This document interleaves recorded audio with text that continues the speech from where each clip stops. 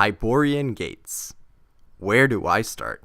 I guess the lore is as good a place as any. I'm not going to go too far into the extended mythos of Hyborian Gates, but here's a short summary. Inspired by Bullfinch's mythology, Robert E. Howard penned the pulp fiction incarnation of Conan the Cimmerian. I am very tempted to give in to the whispers of the old gods and begin a tangent on Howard's contributions to the Cthulhu mythos, but that is a topic for later.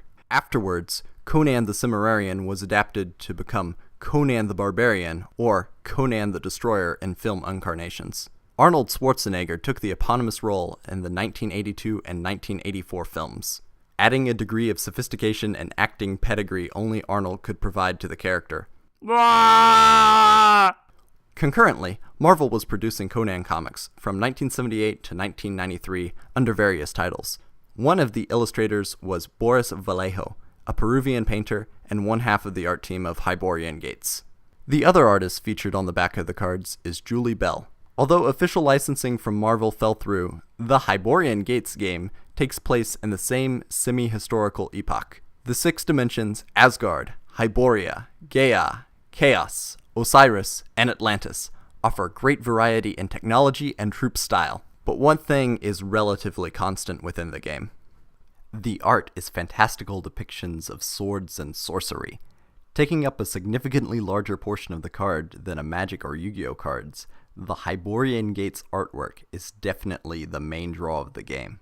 Perhaps Hyborian Gates is the granddaddy of full arts, like those featured in Pokemon. But wait, is that Wolfenstein 3D? Yeah! That's the cover for Wolfenstein 3D on a trading card. And who is this? Moses, coming down from Mount Sinai for mountain support for the Osiran forces. The art is definitely unique. Now, let's get down to mechanics. This video is not really to explain how to play the game, since I don't have all the pieces. I was given these cards from a friend secondhand, and I guess he didn't realize that the little pyramids and dimension paper were significant. Instead, this video is more an exploration and showcase of some of the interesting aspects of the game, as I understand it. The rules were draconian to say the least, and if you really want to learn about the game, this tutorial is very informative. The basic objective is to control a plurality of the dimensions. The number of dimensions required to win the game varies based on the number of players, but the game could actually scale quite well for even a large party. Forget Twister or Pinochle, bring Hyborian Gates to your next entertaining event. The gameplay is most similar to a mix between Magic and Munchkin of all things. Gates supply the resources to play troops, as well as the somewhat unique mechanic of moving troops to neighboring dimensions. I am going to go into a bit more detail about the gates and pyramids later. Once troops are in play, they can battle for hegemony in a dimension. Combat gets pretty complicated pretty fast, because there are all sorts of bonuses, like those arising from home field advantage, vehicles, color hosing effects similar to the early days of Magic, power surge cards, vortex tactics, and even companions. The basic concept is that some cards can be attached to troops like auras or equipment, while other cards are used at any time to augment or avoid combat.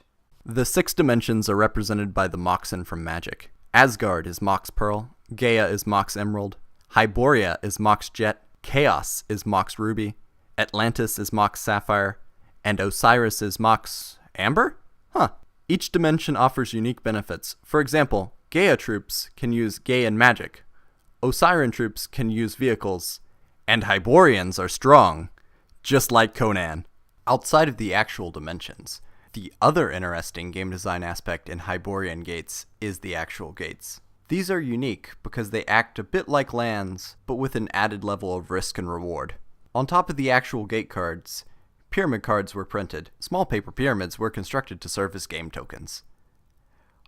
I don't own any of the actual pyramids, so I am going to use some tetrahedrons from my bag of platonic solids.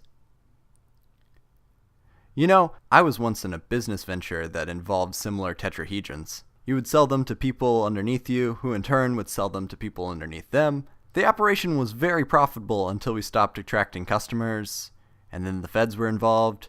And anyway, you place a pyramid on top of a gate to overload it. An overloaded pyramid offers more transportation power, but will destroy itself after a number of turns.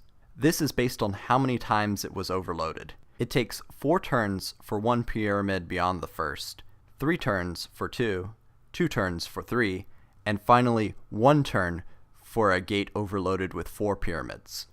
I'm going to show this concept with a gate, but which one? So many options. Ooh, Pazuzu! I choose Pazuzu, but first I'm going to set the mood with some pre-made mise-en-scene. For the ambiance. Place a number of additional pyramids onto the gate, overloading it, and then move them each turn to count down until the gate's destruction. 4, 3, 2, 1.